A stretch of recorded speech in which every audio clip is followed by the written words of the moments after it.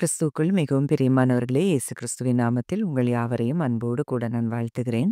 இந்த நாளிலும் தேவன் நம்மோடு கூட இடைப்படுகின்ற வார்த்தை நீதிமொழிகள் 29ஆம் அதிகாரம் 25ஆம் வசனம். மனுஷனுக்கு பயப்படும் பயம் கண்ணியை வருவிக்கும், கர்த்தரை நம்புகிறவனோ உயர்ந்த அடைக்கலத்திலே வைக்கப்படுவான். இதே வார்த்தை ஆம்பிளிஃபைட்ல இப்படியாய் சொல்லப்பட்டிருக்குது. The fear of man brings a snare, but whoever trusts in and puts his confidence in the Lord will be exalted and safe. இந்த வார்த்தையின் மூலம் தேவன் இன்றைக்கு நம்ம ஒவ்வொருவரோடும் கூட இடைப்பட்டு நம்மை பலப்படுத்த விரும்புகிறதை நான் பார்க்கிறேன். அப்போ முதல் காரியம், மனுஷனுக்கு பயப்படும் பயம் கண்ணியை வருவிக்கும். அப்போ எப்போ நம்ம மனிதர்களுடைய காரியங்களை குறிச்சு நம்ம ஓவரா கன்சர்ன்டா இருக்கிறோமோ, அவங்க என்ன நம்மளை குறிச்சு திங்க் பண்ணுவாங்க, நம்மளை குறிச்சு என்ன பேசுவாங்க, நமக்காக நமக்கு விரோதமா அவங்க என்ன செய்வாங்க அப்படின்னு சொல்லிட்டு இதை குறிச்சே நம்ம திங்க் பண்ணிட்டு இருந்தோம்னா, இதுதான் நமக்கு கண்ணியா இருக்குது. நமக்கு நாமே வலை விரித்து நாமே அதை மாட்டிக்கொள்கிறது போல சூழ்நிலை தான் இந்த மனுஷனுக்கு பயப்படுகிற பயமா இருக்கிறது. அப்போ இந்த மனுஷனுக்கு பயப்படுகிற பயம் பொதுவா என்ன காரியங்கள்ல எல்லாம் இருக்கு அப்படின்னு சொல்லி பார்த்தோம்னா, ஒரு ரிஜெக்ஷன், என்னைய ரிஜெக்ட் பண்ணிருவாங்களோ, ஒரு ஃபியர், அந்த ரிஜெக்ஷனை குறிச்சு ஒரு ஃபியர், கிரிட்டிசிசம் குறிச்சு, இல்ல எனக்கு ஏதாவது ஒரு கெடுதல் செஞ்சிருவாங்களோ அப்படின்னு சொல்லி நமக்கு இதெல்லாத்தையும் குறிச்சு நம்ம திங்க் பண்ணிட்டே இருக்கிறப்போ, நம்ம டிசிஷன்ஸ் எல்லாமே எப்படி இருக்கும்னா ரொம்ப தவறானதா தான் இருக்கும். நம்ம மற்றவங்களால எப்பவுமே கண்ட்ரோல் பண்ணப்படுகிறத போல நம்ம இருக்கிறத நம்ம பார்க்கலாம். அப்போ இந்த ஸ்னேர் எந்த காரியத்தை குறிச்சோ நம்ம மனிதர்களுக்கு பயப்பட வேண்டிய அவசியம் இல்லை. அப்போ அதுவே நம்ம வலைக்குள்ள மாட்டுகிறதற்கு காரணமா இருக்கிறத நம்ம பார்க்கிறோம். ஆனா அடுத்த காரியம் சொல்லுது, but whoever trusts in and puts his confidence in the Lord will be exalted and safe. அப்போ இன்னைக்கு மனிதருக்கு பயப்படுகிற பயத்திற்கு பதிலா நம்ம தேவன் மேல நம்பிக்கையும் நம்முடைய கான்ஃபிடென்ட் ட்ரஸ்டையும் அவர் மேல வைக்கும்போது, அவர் நம்ம வாழ்க்கையை முழுவதுமா அவர் கண்ட்ரோல் பண்ண ஆரம்பிக்கிறாரு. அவர் நம்மள டேக் கேர் பண்ண ஆரம்பிக்கிறத நம்ம பார்க்கிறோம். அப்போ இது நமக்கு எதை கொண்டு வருது? நமக்கு சேஃப்டியை கொண்டு வருது. ஒரு ஸ்டெபிலிட்டி, ஒரு நிலையான ஒரு தன்மையை நமக்கு கொண்டு வருது. அப்புறம் ஒரு மிகப்பெரிய ஒரு கனத்தையும் மகிமையையும் கொண்டு வருகிற காரியமும் அதிலே இருக்கிறத பார்க்கிறோம். அப்ப இன்றைக்கு ஒருவேளை நீங்க எதையோ காரியங்களை குறிச்சு, மனிதர்களுடைய வார்த்தைகளை குறிச்சு, ஐயோ இவங்க என்னை இப்படி நினைச்சிருவாங்களோ, இவங்க என்ன குறிச்சு இப்படி பேசுவாங்களோ, இவங்க என்னை இப்படி குறிச்சு பேசிட்டாங்களே, நினைச்சிட்டாங்களே அப்படின்னு சொல்லி நீங்க ஒருவேளை மனிதர்களுடைய வார்த்தைக்கு நீங்க முக்கியத்துவம் கொடுப்பீங்கன்னா, ஆண்டவர் இன்றைக்கு உங்களோடு கூட தான் இடைப்பட்டு கொண்டிருக்கிறார். இல்ல அது உண்மை இல்ல, அது நிஜம் இல்ல. தேவன் மேல நீங்க வைக்கிற நம்பிக்கையும், உறுதியான நம்பிக்கையும் உங்களை பாதுகாப்புக்கும், உங்களை உயர்வுக்கும் நேராய் கொண்டு செல்லும் அப்படிங்கிறதுல சந்தேகமே கிடையாது. அப்போ இதே போல தான் சங்கீதம் 118:6 நம்ம பார்க்கிறோம். கர்த்தர் என் பட்சத்தில் இருக்கிறார், நான் பயப்படேன். மனுஷன் எனக்கு என்ன செய்வான்? தாவீது சொல்றாரு. மனுஷன் எனக்கு என்ன செய்ய முடியும்? கர்த்தர் என் பட்சத்துல இருக்கிறார். இந்த உலகத்தை படைத்தவர், சிருஷ்டிகர், சர்வ வல்லமையுள்ளவர் என் பட்சத்துல இருக்கிறார்.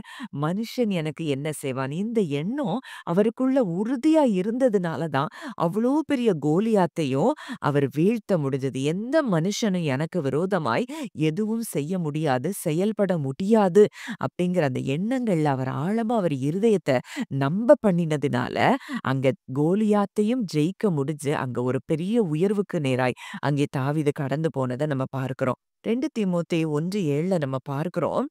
தேவன் நமக்கு பயமுள்ள ஆவியை கொடாமல் பலமும் அன்பும் தெளிந்த புத்தியும் உள்ள ஆவியை கொடுத்திருக்கிறார்னு சொல்லி பார்க்கிறோம்.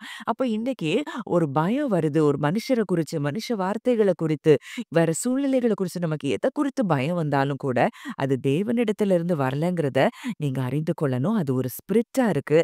அது நிச்சயமாய் அது சத்ருவினிடத்துல இருந்து வருகிற காரியங்களா இருக்கிறது அப்படிங்கிறத நம்ம அறிந்து கொண்டோம்னா போதும், நம்ம நிச்சயமா அதுல இருந்து வெளியே வர முடியும். இப்போ இன்னைக்கு எத்தனையோ காரியங்கள் வேதத்துல நம்ம இதுக்கு எக்ஸாம்பிளா நம்ம பார்க்க முடியும். உதாரணங்கள பார்க்க முடியும். சவுல் அங்க மனிதர்களுக்கு பயந்து அங்க பல காரியங்கள அங்க செய்கிறத நம்ம பார்க்கிறோம். அப்போ அங்க மனிதர்களுடைய ஒப்பீனியன் அவனுக்கு எதிரா இருக்கிறதுனால, அங்க தேவனுக்கு அவன் கீழ்ப்படியாமல் போய் அவன் ராஜ்யத்தையும் இழந்து போனத நம்ம பார்க்கிறோம்.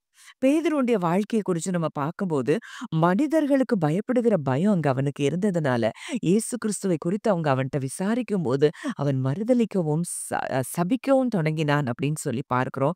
இது மனிதருக்கு பயப்படுகிற பயம் அவனுக்கு இருந்தபடியினால, ஒரு காலகட்டத்தில அவன் வாழ்க்கை அப்படி இருந்தது. ஆனா பரிசுத்த ஆவியானவர் ஊற்றப்பட்ட பிறகு, பரிசுத்த ஆவியானவரால அவர் பலப்படுத்தப்பட்ட பிறகு, அங்கே தைரியமாய் அவர் சுவிசேஷத்த பிரசங்கிக்கிறத நம்ம பார்க்கிறோம். நாங்க தேவனுக்கு கீழ்ப்படுகிறத பார்க்கலும், மனுஷனுக்கு கீழ்ப்படுகிறது நல்லதா இருக்குமா? அப்படின்னு சொல்லி அவர் கேட்கிறத நம்ம பார்க்கிறோம். அப்போஸ்தலர் 5:29ல அப்படி ஒரு கேள்விய கேட்கிறத பார்க்கிறோம். அப்போ இன்றைக்கு இதே பரிசுத்த ஆவியானவர் தான் நமக்குள்ளேயும் இருக்கிறாரு. நம்ம யாருக்கும் பயப்பட வேண்டிய அவசியம் இல்ல. நம்ம எல்லா மனிதரையும் நேசிக்கணும், அன்பு கூறணும். ஆனா அவர்களுக்கு பயப்பட வேண்டும் என்கிற இடத்துல தேவன் நம்மை வைக்கவில்லை அப்படிங்கிறத அறிந்து கொள்ளணும். அந்த எபிரேய மருத்துவச்சிகள குறித்து நம்ம பார்க்கும்போது, அவங்க பார்வோனுக்கு கீழ்ப்படுகிறத பார்க்கலாம். அவங்க தேவனுக்கு பயந்ததுனால, அங்கே தேவன் அவர்களை ஆசீர்வதிக்கிறத நம்ம பார்க்கிறோம். அப்போ அங்க தேவன் அவர்களை பாதுகாக்கிறத நம்ம பார்க்கிறோம். இன்றைக்கு மனுஷருக்கு பயப்படாம தேவனுக்கு மேல மாத்திரம் நம்ம உறுதியான நம்பிக்கை, என் அப்பா என்னோடு கூட இருக்கிறார். என் தேவன் எனக்குள்ளே இருக்கிறார். என் தேவன் என்னை சுற்றிலும் இருக்கிறார். என் குடும்பத்தை சுற்றிலும் இருக்கிறார் அப்படின்னு அவர் மேல, அவர் வார்த்தையின் மேல கான்ஃபிடென்ட் ட்ரஸ்ட் வைக்கும்போது, நமக்கு பாதுகாப்பும், உயர்வும் நிச்சயம். தானியேலுடைய வாழ்க்கையில அப்படிதான் நடந்தது. எல்லாம் அவருக்கு எதிரா இருந்தது. அங்கே ராஜாவ பணிந்து கொள்ளல, நான் சிங்கக்கேபியில போடப்படுவீங்கன்னு சொல்லப்பட்ட பிறகு கூட, அங்க தானியேலுக்கு அங்கே மனிதர்களை குறித்து பயம் இல்ல. என்னை சிங்கக்கேபியில போட்டா கூட என்னை காப்பாற்றுகிறதற்கு ஒரு தேவன் இருக்கிறார் அப்படிங்கிற அந்த நம்பிக்கை இருந்தபடியினால, எதை குறித்தும் அவர் அசரவே இல்ல.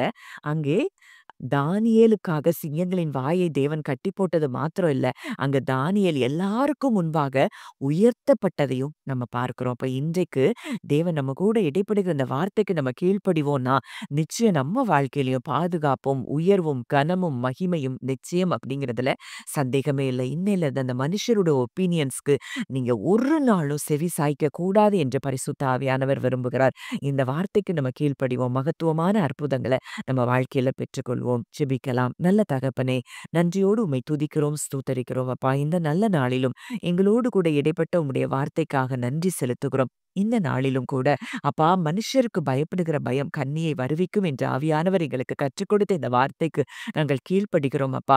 இனி எங்களுக்கு மனிதர்களுக்கு பயப்படுகிற பயத்திற்கு நாங்க இடம் கொடுக்காதபடி, உங்க மேல நாங்க உறுதியான நம்பிக்கையும் ட்ரஸ்டையும் வைக்க கர்த்தர் எங்களுக்கு கற்றுக் கொடுத்திருக்கிறபடியினால், ஆவியானவர் எங்களுக்கு நீங்க உதவி செய்கிறபடியினால் நன்றி செலுத்துகிறோம். இது நிமித்தம் எங்களுக்கு பாதுகாப்பும், எங்களுக்கு ஆண்டவரே உயர்வையும், கனத்தையும், மகிமை நீர் கொடுக்கிறதற்காகவும் நன்றி செலுத்துகிறோம். கர்த்தர் அப்படியே எங்கள் ஜெபங்களை கேட்டு பதில் கொடுத்தபடியினால் நன்றி செலுத்துகிறோம். இயேசுவின் மூலம் கேட்கிறோம். ஜீவனுள்ள நல்ல பிதாவே, ஆமென்.